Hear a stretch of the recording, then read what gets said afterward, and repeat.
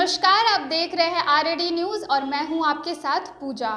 शराब के खिलाफ विपक्ष सड़क से सदन तक सरकार के खिलाफ मोर्चा खोले हुए हैं और सीएम नीतीश कुमार को कटघरे में खड़ा कर रखा है।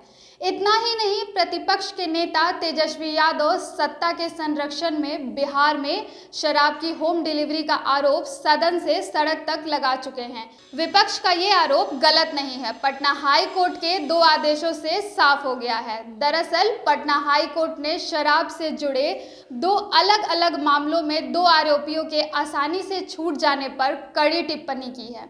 पटना हाई कोर्ट ने हैरानी जाहिर करते हुए कहा है कि शराब माफिया और पुलिस की मिली भगत से ही शराबबंदी का कानून का पालन नहीं हो रहा है। अब हम आपको इन दोनों मामलों को तफसील से बताते हैं। ताज़ा मामला जमुई का है। दरअसल शराब की बड़ी खेप के साथ पकड़े गए गाड़ी के ड्राइवर के खिलाफ तय समय सीमा के भीतर आरोप पत्र दायर नहीं किए जाने पर जमानत का लाभ मिलने के मामले में जमुई के एसपी से जवाब तलब किया है। कोर्ट ने जमुई एसपी को 4 सप्ताह के अंदर सफाई देने का आदेश दिया है। इतना ही नहीं, कोर्ट ने कड़ा रुख दिखाते हुए एसपी से यह भी जानना चाहा है कि शराबबंदी कानून के तहत अब तक कितने केसेस दर्ज किए गए हैं और कितने केसों में तय समय सीमा के भीतर जांच का काम पूरा नहीं किए जाने का लाभ अभियुक्तों को मिला है। पटना हाई कोर्ट ने अपने आदेश में जमुई एसपी से यह भी बताने कहा है कि आखिर किन कारणों की वजह से तय समय सीमा के भीतर पुलिस इन्वेस्टिगेशन का काम पूरा नहीं कर पाती है। पटना हाई कोर्ट के जज वीरेंद्र कुमार की एकल पीठ ने शमशुद्दीन अंसारी की ओर से दायर जमानत अर्जी पर सुनवाई की। मामले पर जैसे ही सुनवाई शुरू हुई कि अभियुक्त के वकील ने जमानत याचिका वापस लेने का अनुरोध कोर्ट से किया, लेकिन कोर्ट ने अर्जी वापस लेने के अनुरोध को मंजूर करते हुए इसका कारण जानना चाहा। अभियुक्त के वकील ने कोर्ट को बताया कि कानून के तहत तय समय सीमा के अंदर पुलिस आरोप पत्र दायर नहीं कर सकी और जिसका लाभ अभियुक्त को मिला और वह जमानत पर छूट गया। इस बात पर कोर्ट ने हैरानी जताते हुए कहा कि आखिर ऐसी क्या बात है कि शराबबंदी से ही जुड़े मामले में पुलिस तय समय सीमा के भीतर इन्वेस्टिगेशन पूरी नहीं कर पाती है, जबकि कई मामलों में तो पुलिस 2 से 3 दिनों में ही इन्वेस्टिगेशन पूरी कर अभियुक्त को सजा दिला देती है। लेकिन शराब से जुड़े मामलों में ही पुलिस इन्वेस्टिगेशन पूरी करने में देर क्यों लगाती है? कोर्ट का यह भी कहना था कि शराब का बड़ी खेप मामले में पुलिस इन्वेस्टिगेशन पूरा नहीं कर पाती है। जमुई थाना कांड संख्या 428/2020 में भी अभियुक्त को दंड प्रक्रिया संहिता की धारा 167 का लाभ मिल गया। अब बात दूसरे मामले की जो मुजफ्फरपुर की है और ये मामला गुरुवार का है।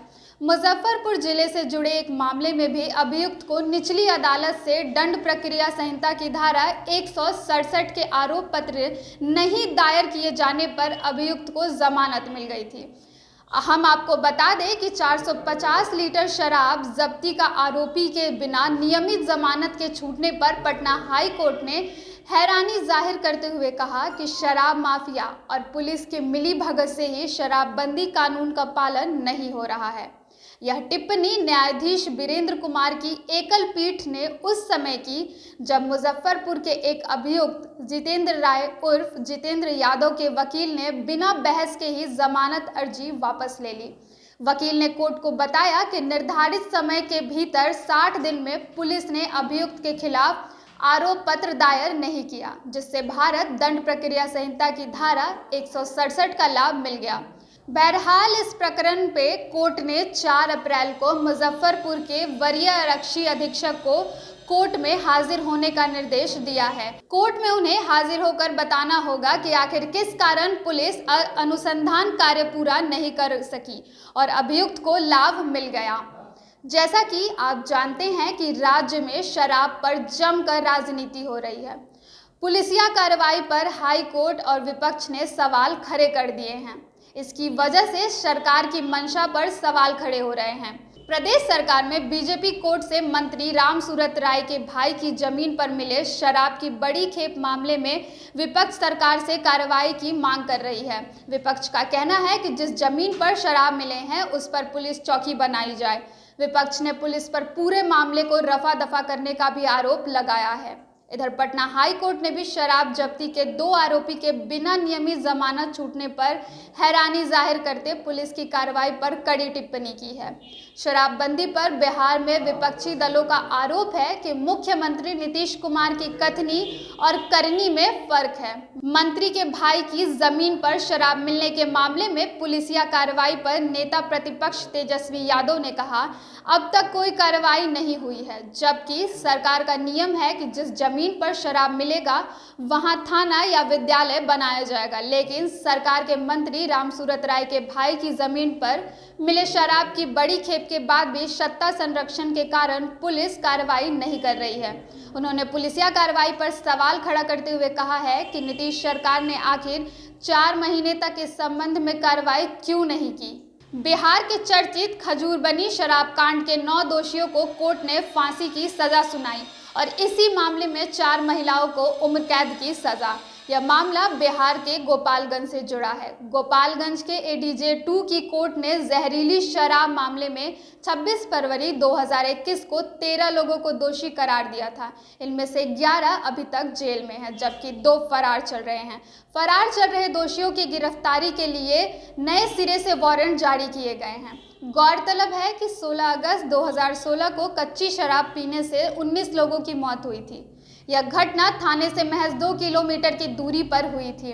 खजूरबनी में बड़े पैमाने पर दोषी शराब बनाई जा रही थी। पुलिस पर इसकी जानकारी होने के बावजूद कार्रवाई न करने का आरोप लगा था।